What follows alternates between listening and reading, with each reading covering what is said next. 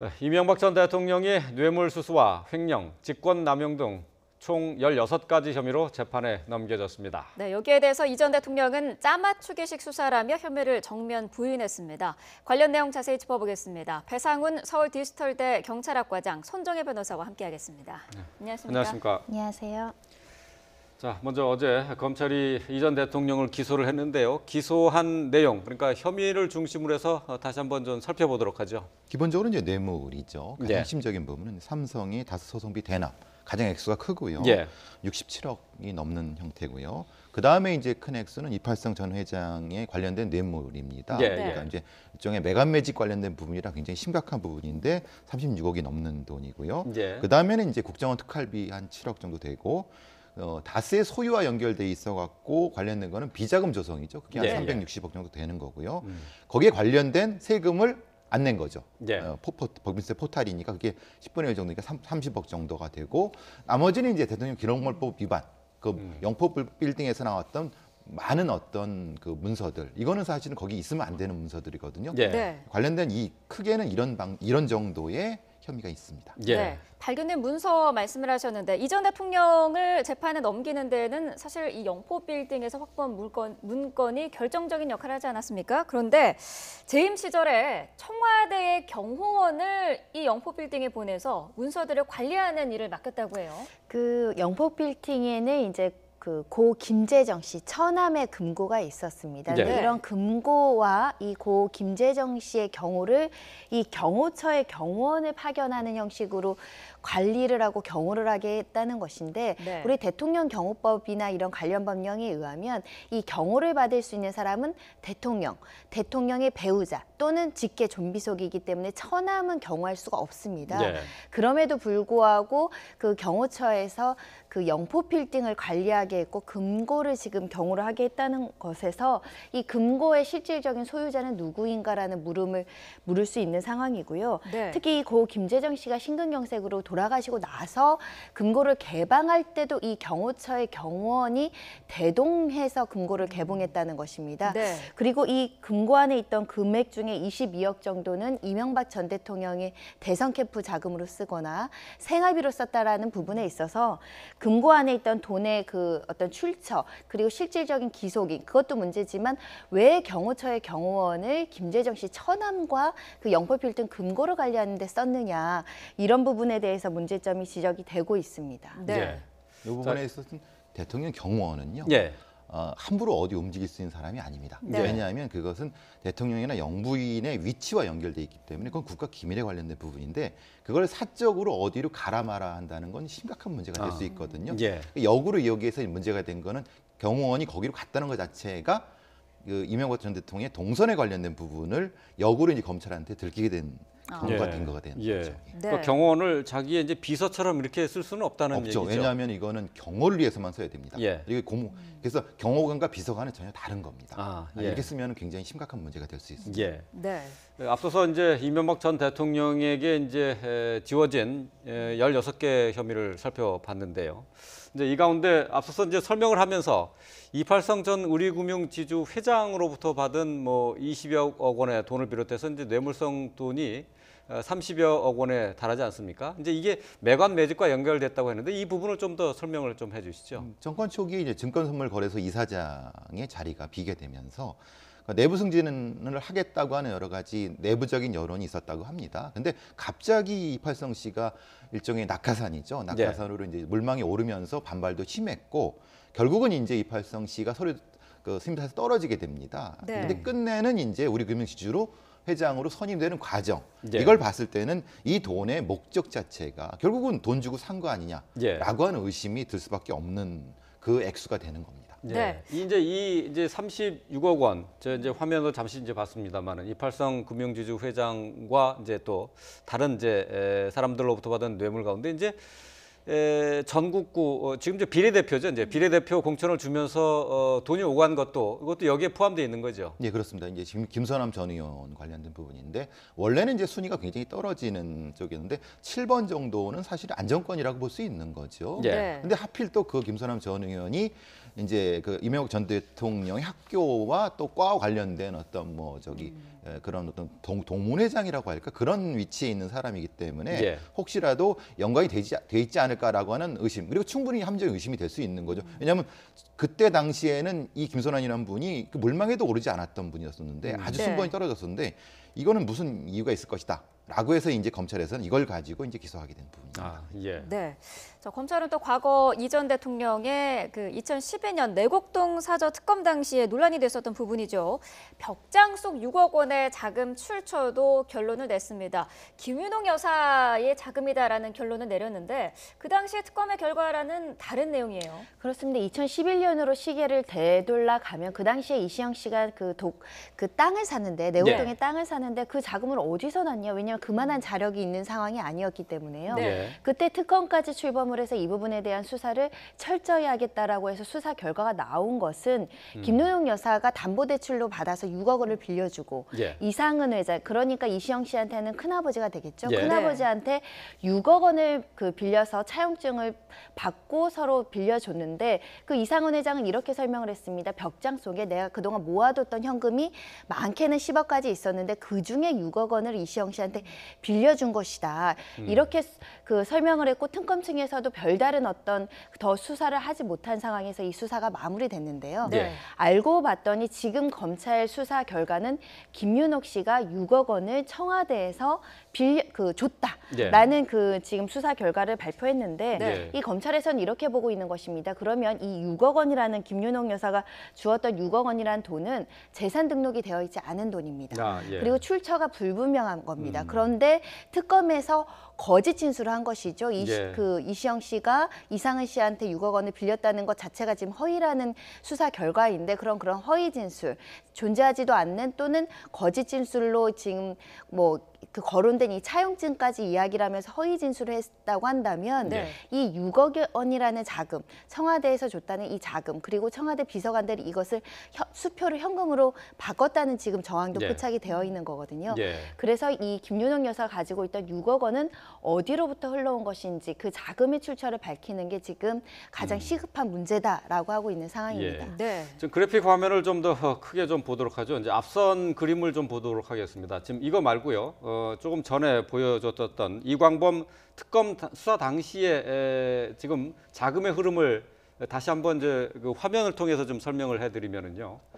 지금 이제 내곡동 사저를 구입한 자금이 어디서 나왔느냐 했었을 때 김윤옥 여사가 이제 담보대출로 6억 원을 이제 마련을 했고 또 이상은 그러니까 이명박 전 대통령의 이제 형이죠.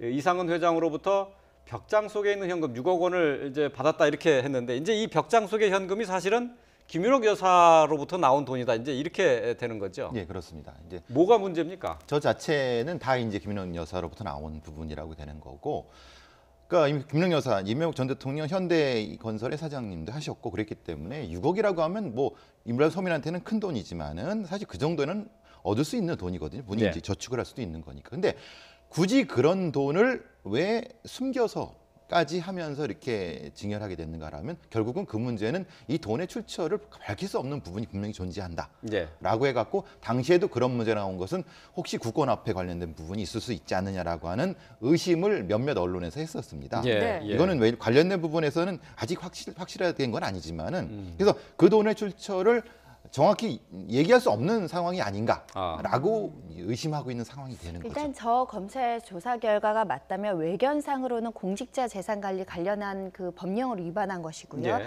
제대로 신고하지 않은 거죠. 그 대통령 재임 시절에. 두 번째로는 부모가 자식한테 6억 원을 줬다면 증여세 포탈 문제가 예. 거론될 수 있습니다. 이게 돈을 빌린 것과 준 것은 굉장히 많은 차이가 있고요. 이제 세 번째는 말씀하신 것처럼 김윤옥 여사 어떻게 불법적으로 취득하고 이것을 불법적으로 건네줬는지를 살펴보겠다는 것이기 때문에 이 세 번째 어떤 자금의 출처 이것을 밝히는 것이 검찰이 해야 될 역할로 보입니다. 그러니까 불법 자금의 혐의도 있고 그러니까 돈 세탁도 관련될 수 있다 그렇게 보는 그리고 건가요? 그 과정에서 청와대 비서관이 수표를 현금으로 바꿨다는 겁니다. 말하자면 개인적으로 어떤 땅을 사고 아들이 하는 과정에서 또 하나의 권한 남용이 들어오는 거죠. 왜 청와대의 공무원들이 이 개인적인 어떤 땅을 사고 팔고 뭐 부모가 자식한테 돈을 주고 하는 과정에서 청와대에서 이런 자금의 흐름이 발견이 됐는지 여부도 좀 확인이 돼야 되지 않을까 싶습니다. 예. 추가되면 그거죠. 보통 사람이 그냥 뭐 돈을 가져가서 수표 바꿔주십시오라고 하면은 뭐 그냥 바꿔주지 않습니까? 예, 예. 근데 문제는 왜 굳이 청와대 경호관을 대동하고 갔느냐라고 하면 거기에 대한 어떤 문제가 있는 돈이기 때문에 그것을 상세하게 했을 가능성이 있다라고 하는 건 의심이 든다는 겁니다. 예, 그러면 그 예. 돈의 출처는 이거는 뭐 우리가 상상하기 어려운 돈일 수도 있다라고 이제 의심할 수 있다는 겁니다. 예, 예. 그동안 사실 김윤옥 여사에 대한 의혹은 이거 외에도 여러 가지가 있었는데 김윤옥 여사에 대한 기소 가능성은 어떻게 볼 수 있어요? 현재로서는 참고인 조사를 시도했지만 참고인 조사조차 이루어지지 않은 상황에서 피의자 신문까지 갈지는 조금 더 지켜봐야 되는데 네. 불가피합니다. 사실은 지금 자금의 출처에 대해서 얘기를 했지만 네. 이팔성 전 회장 김윤옥 여사를 통해서 5억 5천을 전달했다는 혐의부터 그럼 뭐 양복, 옷값 뭐 1,230만 원도 거론되고 있고요. 네. 그 다스의 비자금 법인카드 그 다스의 법인카드로 5억 7천만 원을 김윤옥 여사가 사용했다 이런 부분까지 하면 적어도 10억 이상의 어떤 횡령이라든가 뇌물수수의 공범으로 지금 적시가 될 수 있는 상황이기 때문에 조사를 한다면 기소 여부를 검찰이 판단을 해야 될 것으로 보이는데 예. 조사까지 어떻게 갈지 조사를 안 하고 기소할지 그것이 이제 검찰의 숙제인 것 같습니다. 예. 자, 어제 검찰이 이제 수사의 중간 결과를 이제 발표를 했는데요. 발표 이후에 이제 기소를 하면서 이명박 전 대통령이 SNS를 통해서 불만을 표시했습니다. 무술옥사라는 표현까지 등장했죠. 예, 저도 이 단어를 찾아보는데 제가 이제 역사 관련된 논문을 쓴 적이 있는데 무슨 기묘사화 이런 거 말하자면 예를 들면은 부정한 폭군이 선비들을 잡아다가 고초를 겪게 하는 그게 이제 역사적인 그런 무슨 사화라든가 옥사 이런 거거든요. 마치 그런 것을 비유해서 말씀하신 것 같습니다. 올해가 무술년이고 뭐 감옥의 일 옥사라고 하는 부분인데 사실 조금 많이 나가신 것 같습니다. 말하자면 본인의 이 사건은 뇌물에 관련된 부분인 거고 직권남용 관련된 부분인데 그 부분을 강조하시면서 이 사건은 정치적인 탄압이다라는 쪽을 강조하기 위해서 이 단어를 사용하셨던 매우 의미적이가 있는 단어라고 보여집니다. 네. 초법적인 신상털기와 짜맞추기 수사의 결과다라고 하면서 한풀이는 예상을 했지만 이건 아니다라고 했거든요. 그리고 또 계속해서 글을 써 나갔습니다. 감정적인 화풀이 그리고 정치 보복인가 했는데 이거는 뭐 이명박 개인을 넘어서 대한민국의 역사와 정통성을 부정하는 그런 움직임이다. 라면서 분노한다라고 표현을 했거든요.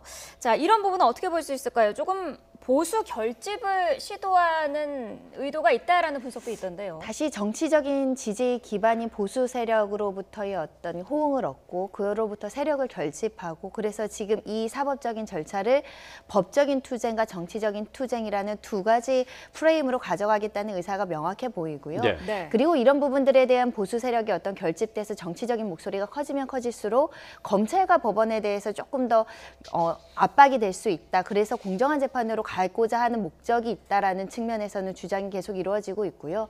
나아가서는 혹시라도 사법 처리가 됐고 나서의 이후의 상황, 예를 들면 사면권 행사라든가 이런 것까지 고려한 포석이 아닐까라는 생각이 듭니다. 네. 네. 자, 어제 이제 검찰이 수사 중간 결과를 발표를 하면서 그동안 이제 다스는 누구 겁니까라는 질문에 검찰이 답을 했어요. 다스는 이명박 전 대통령의 것이다라고 이제 명확하게 밝혔는데 앞으로 이제 재판에서 사실은 이 다스의 실소유주가 누구냐 여기에 대한 다툼이 가장 중요한 부분이 되겠죠. 핵심이죠. 다스의 주인의 여부에 따라서, 그러니까 그게 차명이냐 아니면 지금 주식 소유자의 소유냐라는 부분 때문에 핵심인 거고, 여기서 이제 힌트를 얻을 수 있는 부분은 이제 검찰에서 얘기했지만은 법인 카드를 김윤옥 여사나 이명박 전 대통령이 꾸준히 사용해 오셨다.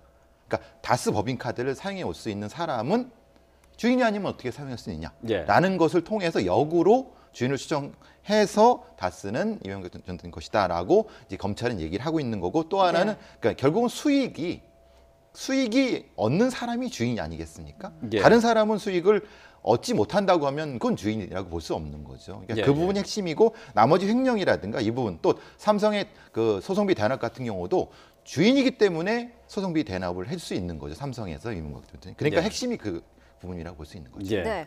앞서 살펴본 혐의들이 유죄로 인정이 될 경우 최대 형량은 어느 정도로 예측할 수 있을까요? 유기징역 상한이 30년, 가중되면 45년까지인데 45년은 보통 잘 안 나오고 그러니까 네. 10년에서 지금 무기징역까지 바라볼 수 있는 양형 범위에 들어와 있다고 생각하시면 되고요. 그 와중에 모두 다 유죄가 되느냐, 일부 무죄가 되느냐, 그 액수가 얼마로 특정이 되느냐에 따라 다르겠지만 네. 그 지금 현재 뇌물 액수가 110억 건으로 지금 책정이 되어 있어서 10년 이상의 중형은 불가피할 수 있습니다. 예. 네. 앞서서 이제 이번 재판에 이제 이명박 전 대통령의 재판에서 이제 가장 핵심적인 것이 이제 다스의 실소유주 관계다라고 이제 말씀을 해주셨는데 이명박 전 대통령 측에서 이제 반박하는 내용을 좀 한번 좀 살펴보도록 하죠. 그러니까 짜맞추기 수사라고 하는 것이 이제 지금 이명박 전 대통령과 관련해서 다스의 실소유주가 지금 이명박 전 대통령이다라고 증명하는 것은 오로지 이제 증언밖에 없다라고 이제 얘기를 하고 있어요. 이명박 전 대통령 측에서 뭐라고 하냐면 주주가 하나도 없는 사람한테 그 회사의 주인이라고 하는 것은 좀 무리가 있는 거 아니냐 그런 이야기고 지금 실질적인 어떤 그 주인이라고 하는 것은 측근들의 진술인데 측근들의 진술은 믿을 수 없다. 왜냐하면 본인들이 여러 가지 불법 행위를 해놓고 책임과 어떤 형량을 낮춰보기 위해서 지금 진술에 대해서 믿을 수 없는 진술을 계속하고 있기 때문에 네. 이 진술만으로는 내가 이 다스의 주인공이고 내가 그런 불법 행위에 개입했다고 인정할 만한 확실한 증거, 물증 이런 것들은 부족한 거 아니냐라는 예. 주장이고요. 지금 나오고 있는 문건들도 조작되거나 내가 보고받은 적 없는 문건들이다라고 하고 있기 때문에 결국은 진술의 신빙성을 탄핵해서 이 부분에 대해서는 나는 무죄이다 이런 것들을 예. 강력하게 주장할 것으로 보이고요. 네. 가장 중요한 거는 삼성에서 대납했던 소송비에 대한 뇌물 사건인데 나는 여기에 관여하거나 보고받은 적이 없다라는 게 일관된 진술입니다. 예. 네. 자, 그러니까 이제 형사 재판에 들어가면은 엄격한 증거하고 이제 법률에 따라서 판단을 하게 되지 않습니까? 그렇다면은 다스의 이제 실소유주 부분과 관련해서는 주권 명부를 통해서 이제 주식 지분이 있어야지 그 실소유주가 밝혀지는 건가요? 어떻게 됩니까? 증거로도 아닙니다. 우리 법원에서는요, 이 형식적인 주주의 명부에 등재된 소유 명의와 상관없이 실질적인 이익을 누구나 귀속했는지, 취득했을 때의 또 자금을 누가 댔는지 이런 것들을 중점적으로 살펴보게 될 텐데 지금 그래서 검찰에서는 처음에 이 주식을 보유할 때부터 다스의 설립 자금이 이명박 전 대통령의 자금으로 시작이 됐고 운영 과정에서도 이것들이 운영 경영이나 이런 것들이 모두 다 보고가 되고 구체적인 지시를 받아왔고 세 번째로는 이게 이시영 씨에 대한 승계 작업까지 시도가 됐다라는 겁니다. 예, 예. 다스의 어떤 그 실제 소유자가 만약에 다른 가족이었다고 한다면 이시영 씨한테 어떠한 경제적인 대가 없이 이렇게 승계 작업이 이루어지지 않았을 텐데 이런 승계 작업까지 이루어진 것을 봤을 때는 이 설립 과정에서 이명박 전 대통령이 막대한 영향을 끼쳤다는 것이기 때문에 이 부분에 대한 어떤 실질적인 자금의 흐름 그리고 다스의 임직원들의 진술 그에 따른 여러 가지 회계 장부 이런 것들을 토대로 해서 아마 검찰은 입증해 나가지 않을까 생각이 듭니다. 예. 네. 자, 앞으로 재판에서 치열한 법적 공방과 증거를 둘러싼 이제 공방이 계속 이어질 것으로 예상을 해볼 수가 있겠습니다. 네.